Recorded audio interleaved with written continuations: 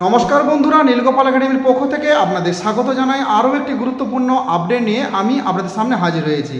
বন্ধুরা, আপনারা যারা অধীর আগ্রহে অপেক্ষা করছিলেন যে আইসিটি কম্পিউটার টিচারের ফর্ম ফিল আপ কবে থেকে শুরু হবে, তো আপনাদের জন্য সুখবর রয়েছে। আইসিটি কম্পিউটার টিচারের ফর্ম ফিল আপ শুরু হয়ে গেছে। তো আপনারা ফর্ম ফিল আপ করতে পারেন। কিভাবে ফর্ম ফিল আপ করবেন, কোন লিঙ্কে গিয়ে ফর্ম ফিল আপ করবেন, তার সম্পূর্ণ বিবরণ আজকের ভিডিওতে স্টেপ বাই স্টেপ দেব।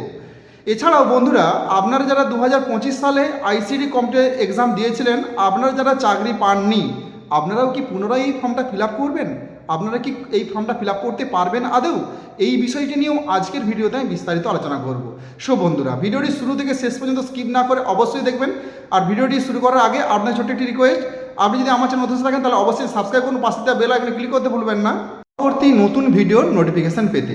চলুন বন্ধুরা, ভিডিওটি শুরু করা যাক। বন্ধুরা, আমি ভিডিও ডেসক্রিপশনে একটি লিঙ্ক প্রোভাইড করে দেব। ওই লিঙ্কটি আপনারা ক্লিক করার সাথে সাথেই কিন্তু আপনাদের স্কুল নেটের অফিসিয়াল ওয়েব পেজে চলে যাবেন এবং সেখানে আপনারা ফর্ম ফিল আপ করতে পারবেন। তো ফর্ম ফিল আপটা কীভাবে করবেন তার সম্পূর্ণ পদ্ধতি আমি আপনাদের দেখাচ্ছি, ভালোভাবে একটু দেখে নিন। বন্ধুরা, আমি ভিডিও ডেসক্রিপশন বক্সে যে লিঙ্কটি প্রোভাইড করব সেই লিঙ্কটাতে ক্লিক করার সাথে সাথে এই ফর্মটা কিন্তু ওপেন হয়ে যাবে। তো প্রথমেই দেখুন, এখানে পার্সোনাল ডিটেলস রয়েছে। প্রথমে আপনি আপনার নাম এবং এখানে মিডিল নেম এবং লাস্ট নেম বসিয়ে দেবেন। তবে এখানে একটা কথা বলে রাখি আপনাদের, যেগুলো দেখুন লাল star mark, red star mark দেওয়া রয়েছে, এগুলো অবশ্যই কিন্তু ফিল আপ করতে হবে। এরপরে ফাদার্স নেম রয়েছে, মাদার্স নেম রয়েছে, গার্জেন নেমটা আপনার বাবার নাম বসিয়ে দেবেন। আর এখানে ডেট অফ বার্থ, এই যে ক্যালেন্ডারটা রয়েছে এখানে ক্লিক করলে ক্যালেন্ডার ওপেন হয়ে যাবে। তো এখান থেকে আপনার ডেট অফ বার্থটা ঠিক করে নেবেন। এরপরে জেন্ডার রয়েছে, তো এখানে বসাবেন। তারপরে আপনি ম্যারিড না সিঙ্গেল না ম্যারিড সেটা এখানে টিকমার্ক দেবেন। এরপরে আধার নাম্বারটা বসিয়ে দেবেন। আর ভোটার আইডি নাম্বারটা ম্যান্ডেটরি করেছে, ভোটার আইডি নাম্বারটা এখানে বসাবেন। এরপরে এখানে প্যান নাম্বারটা অবশ্যই বসিয়ে দেবেন। বন্ধুরা, এরপরে প্রেজেন্ট অ্যাড্রেস দেখতেই পাচ্ছেন এখানে ওয়েস্ট বেঙ্গল সিলেক্ট করাই আছে আগে থেকে, কারণ যেহেতু এটা ওয়েস্ট বেঙ্গলে ফর্ম ফিল আপ চলছে এই জন্য এটা ওয়েস্ট বেঙ্গল সিলেক্ট করাই আছে। এরপর ডিস্ট্রিক্ট চয়েস করবেন, ব্লক, এরপরে আপনার village, post, police station, pincode. আর এখানে বন্ধুরা মোবাইল নাম্বার আর একটা হোয়াটসঅ্যাপ নাম্বার দেবেন। এছাড়া একটা অল্টারনেট নাম্বার আপনি দিয়ে রাখবেন। ধরুন আপনাকে কল করা হচ্ছে ইন্টারভিউয়ের জন্য, কিন্তু আপনাকে পাওয়া যাচ্ছে না, তখন অল্টারনেট নাম্বারটায় ফোন করা হবে। আর মেল আইডিটা সঠিক একটা মেল আইডি দেবেন, কারণ সেই মেল আইডিতেও কিন্তু মেল আসবে, আপনার অ্যাডমিট কার্ডে পাঠানো হবে। এরপরে বন্ধুরা, এই যে পোর্শনটা রয়েছে স্কুল কোঅর্ডিনেটর ডিটেলস, এইটা কিন্তু আপনারা ফিল আপ করবেন না। এইটা হচ্ছে যারা আইসিটি কম্পিউটার টিচার রয়েছে তাদের জন্য। ধরুন এমন আইসিটি টিচার রয়েছেন যিনি পরীক্ষাটা দিতে চাইছেন, উনি ট্রান্সফার হয়তো চাইছেন, অন্য বাড়ির কাছাকাছি কোনো বিদ্যালয়ে পেতে চাইছেন, তো উনি যদি ফর্ম ফিল আপ করে তখন ওনাকে এইটা কিন্তু ফিল আপ করতে হবে, নইলে কিন্তু ফিল আপ করার কোনো প্রয়োজনীয়তা নেই।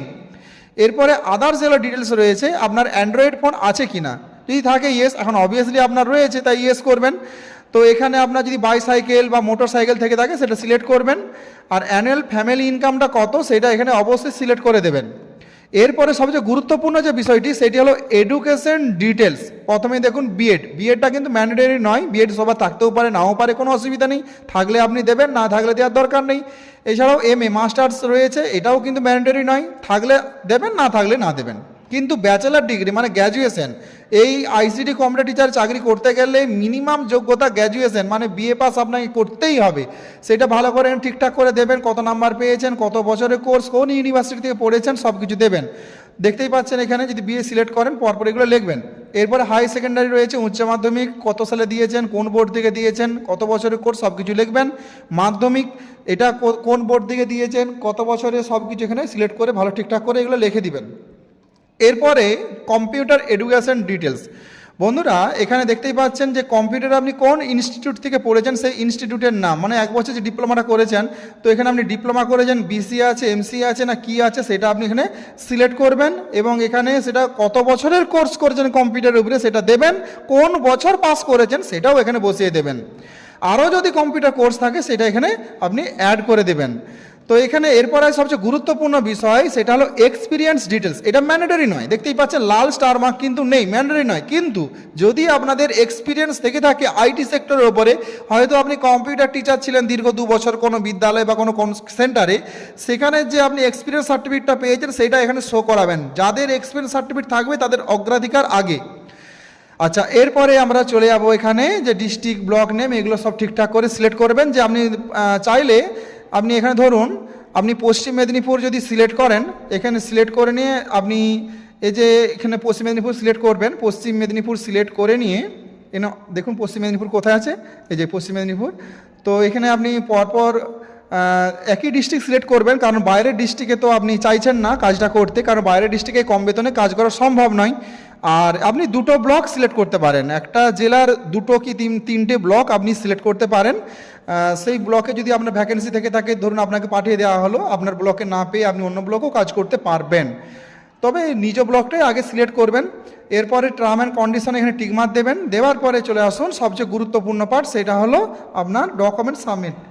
প্রথমে কি রয়েছে দেখুন তো এখানে বলেছে বন্ধুরা যে এইগুলো জেপিজি, পিএনজি, পিডিএফ ফাইল করে কিন্তু আপনাকে লোড করতে হবে এগুলো। আর 10 MB ম্যাক্সিমাম, 10 MBর মধ্যে থাকতে হবে সমস্ত ডকুমেন্ট। প্রথমে রয়েছে ফটো রয়েছে, ডেট অফ বার্থের জন্য আপনি কী দেবেন, আপনি আধার কার্ড দিয়ে দেবেন, ভোটার আইডি দেবেন, বিএড সার্টিফিকেট থাকলে দেবেন, এছাড়া master certificate, graduation certificate, IT qualification বলতে আপনার যে ওই কম্পিউটার সার্টিফিকেটটা রয়েছে সেটা আপনি অবশ্যই এখানে কিন্তু দেবেন। এছাড়াও যদি এক্সপিরিয়েন্স থেকে থাকে, বারবার বলছি এক্সপিরিয়েন্স সার্টিফিকেট থাকলে অবশ্যই দেবেন। আরও যদি বেশি এক্সপিরিয়েন্স সার্টিফিকেট থাকে একটা পিডিএফ তৈরি করে এখানে দিয়ে দিবেন। আর বায়োডাটাটা অবশ্যই দেবেন, আর সিগনেচারটা একটা করে সেটাকে পিডিএফ করে এটা লোড করবেন। এরপরে আসি কোভিড ভ্যাকসিন। তো কোভিড ভ্যাকসিন এটা নো করে দিলেও অসুবিধা নেই, আর যদি আপনি ইয়েস করেন তাহলে কোভিড ভ্যাকসিনের সেকেন্ড ডোজের যে কাগজটা পেয়েছিলেন সেটা এখানে পিডিএফ ছবি তুলে পিডিএফ করে দিতে হবে, আর যদি নো করে দিলে অসুবিধা কিছু নেই। এরপরে সাবমিট করে দেবেন, তাহলে কিন্তু আপনার ফর্ম ফিল আপটা হয়ে যাবে। এই হলো নর্মাল প্রসেস।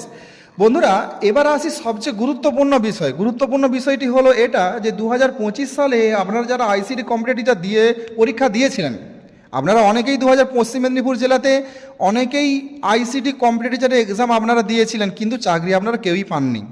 আপনাদের কি হবে? আপনারা কি পুনরায় ফর্মটা ফিল আপ করবেন? আপনি ফর্মটা ফিল আপ করতে যান, ফর্মটা ফিল আপ করতে গেলে বলবে অলরেডি রেজিস্টার, আপনি ফর্মটা ফিল আপ করতে পারবেন না। এরকম 2-1 করার চেষ্টা করেছিল, তাদের সবসময় দেখাচ্ছে অলরেডি রেজিস্টার। আমি হেল্পলাইন নাম্বারে ফোনও করেছিলাম, ওনারা বললেন যে অলরেডি যেহেতু রেজিস্টার করা আছে, এটা ফর্মটা দ্বিতীয়বার তো ফিল আপ করা যাবে না।